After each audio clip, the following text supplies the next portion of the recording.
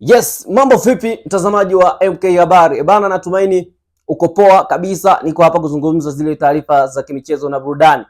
Bana, msimu huu KDB, Kevin De Bruyne ametangaza kuondoka ndani ya kikosi cha Manchester City. Miongoni mwa malegend ambao wamefanya makubwa ndani ya kikosi cha Manchester City, basi huwezi kuliacha kulitaja jina la Kevin De Bruyne. Miaka 10 ameitumikia Manchester City kwa mafanikio makubwa sana, akiwapa ubingwa EPL, lakini pia UEFA Champions League, ngao ya jamii, pamoja na makombe mengine kweli kweli. Bana, KDB amesimulia kile kitu ambacho kilimkuta ndani ya kikosi cha Manchester City. Nini hasa ambacho kimemfanya kuondoka? Bana, mkataba wa KDB unafika tamati mwishoni mwa msimu huu, lakini yeye amesikitishwa sana baada ya mkataba wake kutamatika. Viongozi hawakumuita kuzungumza naye, licha ya kwamba yupo kwenye peak, yupo kwenye performance ya hali ya juu, miongoni mwa wachezaji ambao wamekuwa na nyakati bora sana, miongoni mwa viungo ambao wamefanya kila kitu ndani ya Manchester City. Na juzi hapa Manchester City walikuwa wanazungumza ni wapi hasa waweze kulijenga sanamu la Kevin De Bruyne kutokana na mambo makubwa ambayo ameyafanya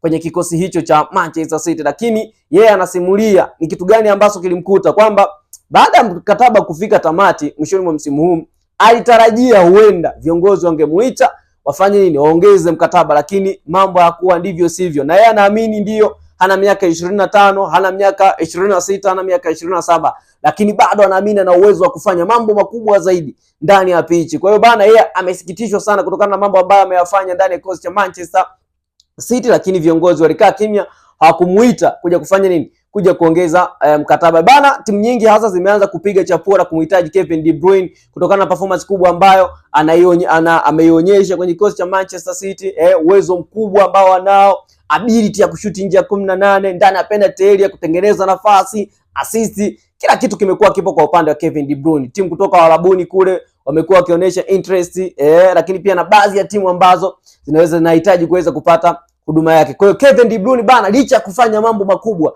lakini hiki kitendo kimemsikitisha sana, kwamba mkataba wake umefika tamati, lakini viongozi hawakumuita tena mezani kuhakikisha kwamba wanafanya mazungumzo naye. Bana, vipi wewe ukikutana na Kevin De Bruyne hivi sasa, unaona ni muda sahihi wa kwenda kule Warabuni kupiga pesa? Niwekee ujumbe mfupi hapo, lakini usisahau kusubscribe, like, kushare pamoja na comment MK Habari.